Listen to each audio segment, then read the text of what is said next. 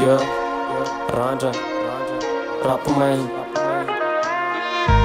Mbola tsy valy ny taorianandray tefa niady mafy nanapi nankafy tafalatsa tafanoratra rapo ny fiainany randrana antarika manimazana penina mitomany fetrany SP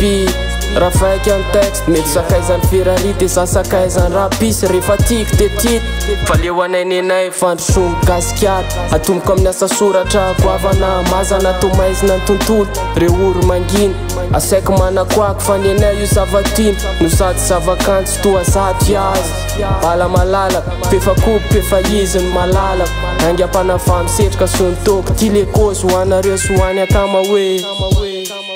salama ry vahoaka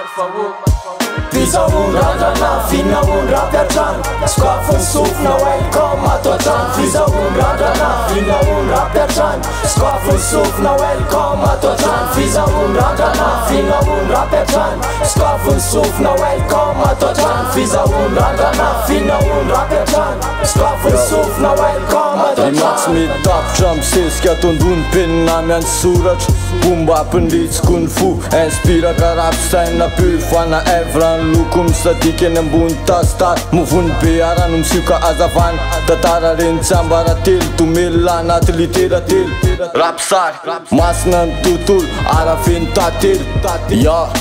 Session rap mifamatika efa lalipaka mirehatra ao anaty vokatry ny foko mikasa tsy lany aingam-pana safidiko manokana taratry ny fanahy fikirizana ampiasaiko mokon'izay le art sekolo mitaisy ahitako fazavana poezia sy ny kosy tsy misy fetra miredareda ny asa soratra miakatra miampita tanatohatra zay le kolotsainy Fizaundradrana finaundrapiatrano Skafony sofina welcome ato atrano Fizaundradrana finaundrapiatrano Skafony sofina welcome ato atrano Fizaundradrana finaundrapiatrano Skafony sofina welcome ato atrano Fizaundradrana finaundrapiatrano Skafony sofina welcome ato atrano